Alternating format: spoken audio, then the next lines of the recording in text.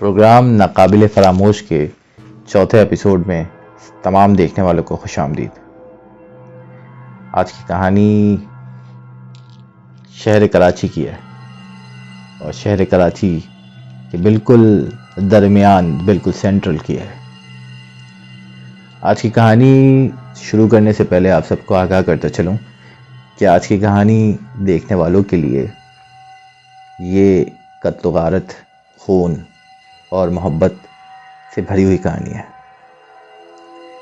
इसमें कई लोगों की मौत भी है और एक जिन की मोहब्बत भी, और उस मोहब्बत के बस उसका बदला भी। ये कहानी है कराची के इलाके PIB कॉलोनी की, जहां एक साहब अपनी पूरी फैमिली के साथ नए घर में शिफ्ट होते हैं। शिफ्टिंग के बाद पहला दिन ही शुरू हुआ था कि उनकी फैमिली आई और उन्होंने सुबह ही सुबह देखा कि जाने कैसे किचन की नाले से उनके घर में, पूरे घर में गंद भर गया। ये बात अच्छा शगुन नहीं थी उनके लिए, लेकिन गरीब मासूम लोग क्या कर पाते। घर का एडवांस दे चुके थे, किराया दिया जा चुका था और अब कोई और ऑप्शन उनके पास था नहीं। बहालत मजबूरी उन्होंने कहा गुजारा तो करना ही है, तो शिफ्ट हो गए और रहने लगे। वहां शिफ्ट होते ही सबसे पहले उनके जवान बेटे की नौकरी चली जाती है और कुछ महीनों में ही वो देखता है अपने वालिद की एक बदतरीन हालत।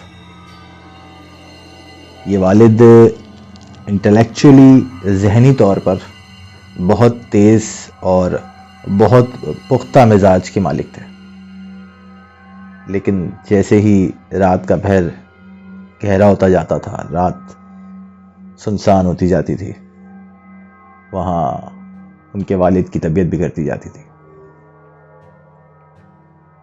उम्र ज्यादा थी और दिल के आर्जे की वजह से उसको लगता था कि उसके वालिद की तबीयत जो है वो नासाज है और वो अपनी उम्र के तकाजे की वजह से कुछ अजीब व गरीब हरकत करते थे रात को। वो ये देख के परेशान था कि मेरे वालिद की जहनी कैफियत ऐसी तो नहीं है, दिल की बीमारी दिमाग पे तो तारी नहीं हो सकती। ये बात समझ के बाहर है। अभी उस घर में शिफ्ट होके 6 महीने भी ना हुए थे कि उसके वालिद घर पे कम और अस्पताल में ज्यादा रहने लगे। फिर अचानक लड़के की नौकरी कहीं लग जाती है और वालिद साहब जो हैं वो एक दिन उससे कहते हैं, सारी वसीयतें करते हैं, हर मामले में उसको समझा रहे होते हैं और उसके साथ ही बैठ के हॉस्पिटल जा रहे होते हैं। 3 दिन की बातचीत और साथ रहने के बाद जब वालिद हॉस्पिटल एडमिट होने जा रहे थे तो ना उनको पता था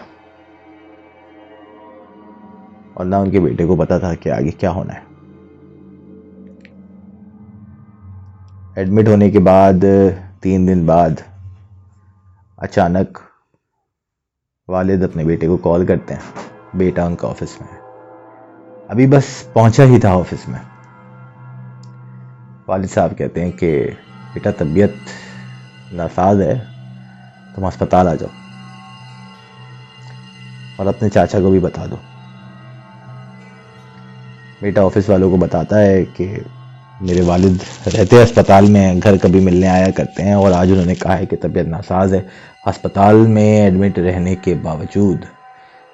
तो ऑफिस वालों ने इजाज़त दे दी कि ठीक है जाओ, तुम देखो क्या है। ये बात है सुबह 10 बजे की। सुबह 10 बजे ये बात होती है और 10:30 बजे उनका बेटा अस्पताल में मौजूद है। जाने कैसे वालिद साहब ने कहा कि वालिदा को भी बुला लो और डॉक्टर अपना काम करेंगे, उनको रोकना नहीं। जैसे उन्हें मालूम था कि बस मौत अब आने ही वाली है। बेटे को एक मजबूती, सहारा और एक मिजाज में ठहराव देते हुए वो अपने आखिरी लफ्ज़ अदा कर रहे थे। ये बात ना उनको पता थी ना उनके बेटे को। कुछ वक्त गुजरा, डॉक्टर्स ने वेंटिलेटर पे डाला। करीब 11:30 या 12 बजे का वक्त होगा। अभी तक किसी को समझ नहीं आ रहा था कि क्या है। बेटा बस इस सोच में था कि मेरा बाप एक फाइटर है, पिछले 15 साल से इस बीमारी से लड़ रहा है, वो अभी भी लड़ लेगा और जीत जाएगा। लेकिन कब 5 घंटे गुजरते हैं और डॉक्टर कहता है कि अब इससे ज़्यादा कोशिश करना डेड बॉडी के लिए भी अजियत होगी। बेटा नहीं मानता। बेटा कहता है नहीं, मेरा बाप फाइटर है, वो लड़ेगा। डॉक्टर कहता है अब लड़ने के लिए कुछ बचा नहीं है। सुबह ही दिल सिर्फ 4% चल रहा था। ये बात आपके वालिद को पता थी। वालिद वेंटिलेटर पे जाने से पहले सबको ये वसीयत करके गए थे कि कोई रोएगा नहीं, ये अस्पताल है, यहाँ पे कोई शोर हंगामा नहीं होगा। जैसे इंतकाल हुआ और जनाजा सर्दखाने में रखवाया गया और फिर अगले ही दिन जो है नमाज जनाजा के बाद जब घर की ख़वातीन घर में अकेली थी और सब तदफीन में गए हुए थे, तो जिन साहब का इंतकाल हुआ था उनकी बेटी के मुंह पे ऐसा महसूस हुआ जैसे किसी ने कुछ थूका है। वो जिस जगह खड़ी थी वहां पे कोई छींटों के निशान नहीं थे और वहां कोई ऐसी जगह भी नहीं थी कि खिड़की हो, कोई पर्दा हो, कोई मर्द हो। वो डर गई। कुछ लम्हे बाद जब बाकी ख़वातीन ने देखा तो उन्होंने दरियाफ्त किया कि इसके मुंह पे तो किसी ने खून थूका है।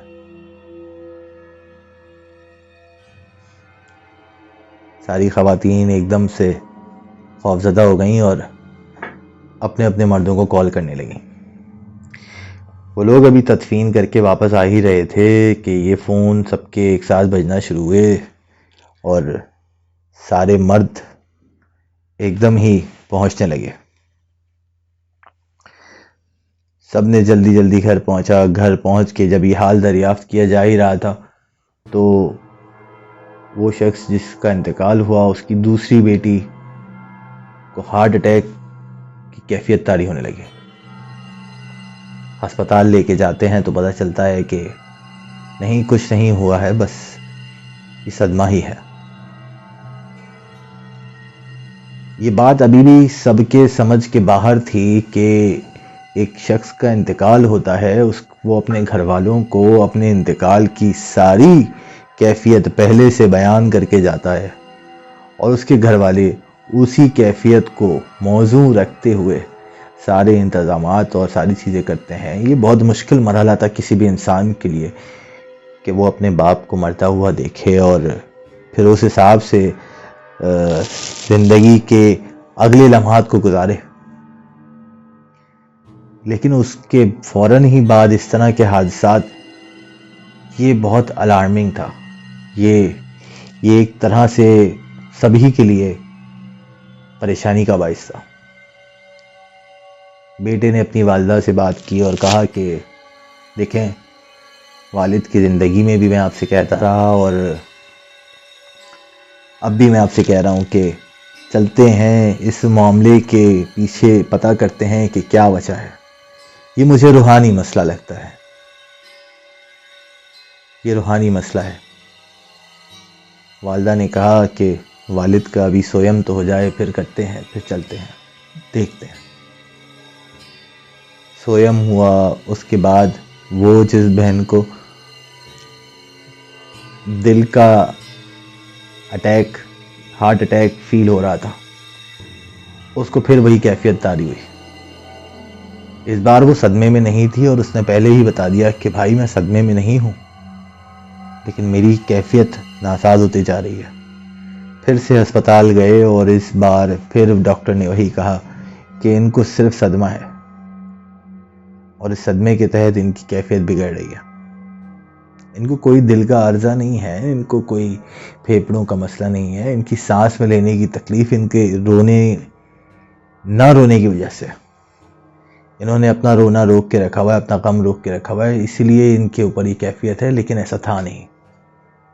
इस बार भाई ने अस्पताल से रवाना होते ही सीधा घर से करीब एक मौलाना का रुख किया।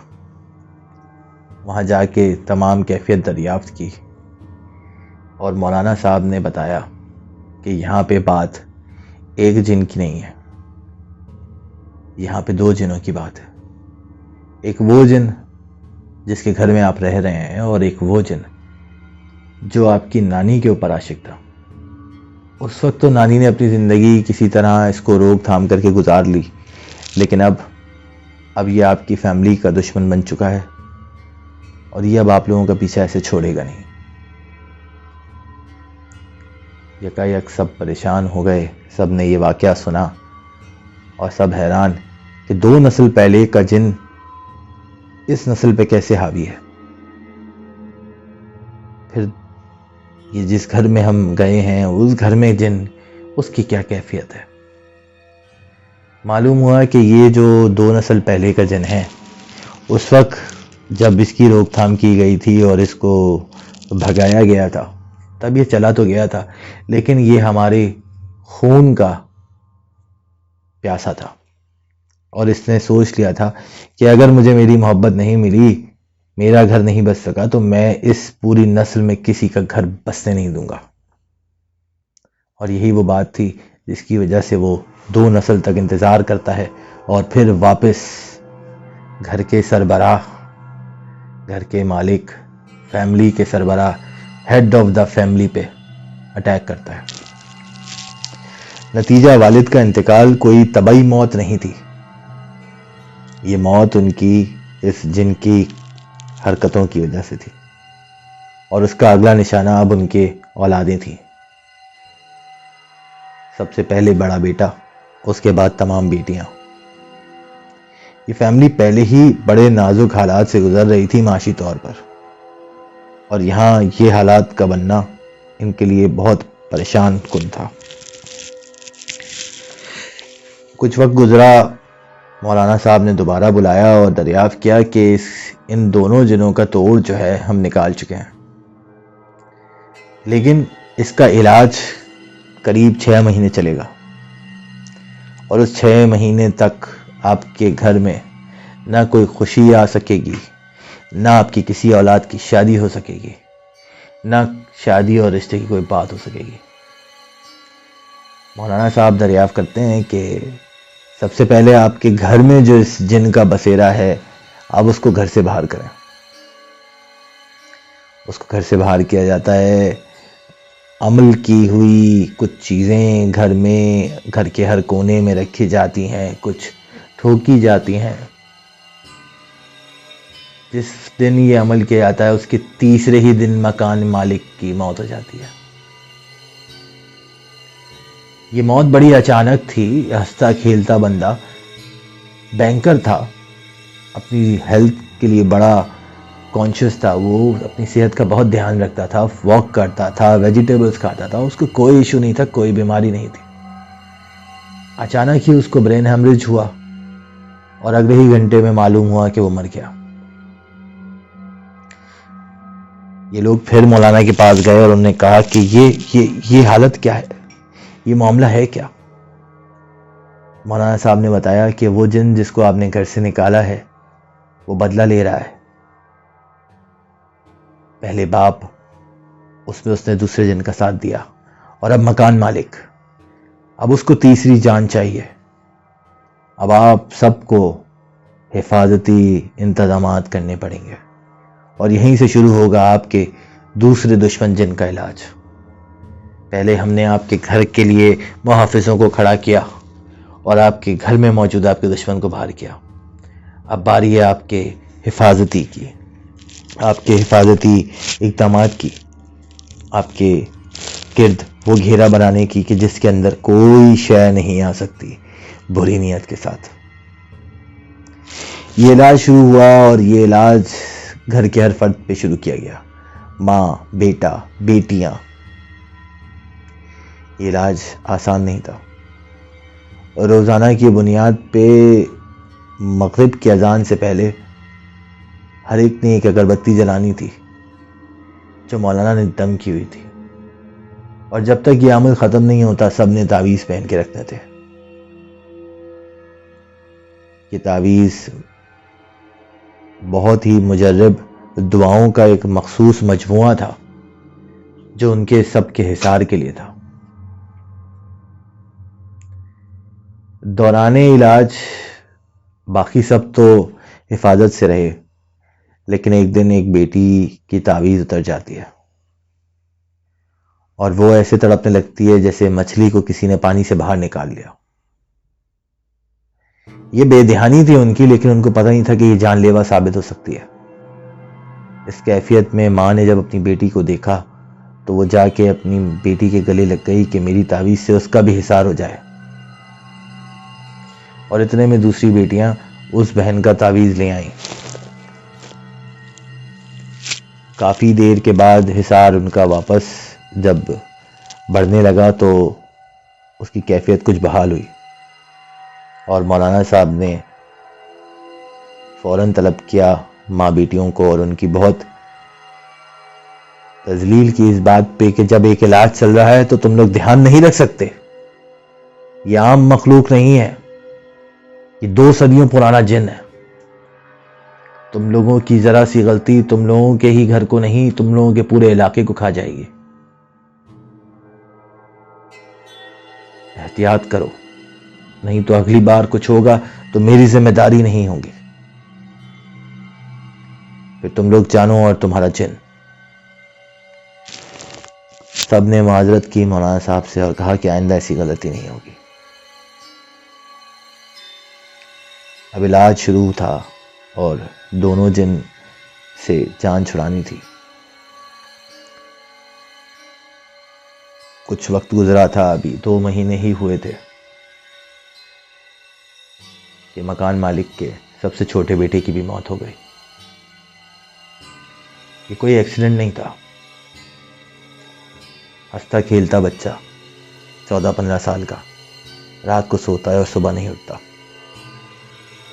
और यहाँ डॉक्टर और तमाम माहिरीन ने ये नहीं कहा कि उसका दिल बंद हो गया। उन्होंने कहा कि ये कोमा में है, और 2 दिन बाद उन्हें कहा कि इसका दिमाग बंद हो गया। यूं जिन्होंने तीसरी जान भी ले ली। 6 महीने बाद जैसे जैसे तैसे करके वो इलाज मुकम्मल हुआ और फिर उस घर के बेटे का सबसे पहले रिश्ता आया और फिर बेटियों की शादियां हुई। ये जिन बहुत खतरनाक होते हैं। किसी पे आशिक हो जाएं तो उसको किसी का होने नहीं देते। ये बदले पे आ जाएं तो नस्लें खा जाते हैं। इनको इनके घर से छेड़ोगे, बाहर निकालोगे तो ये आपकी पूरी नस्ल खा जाएंगे।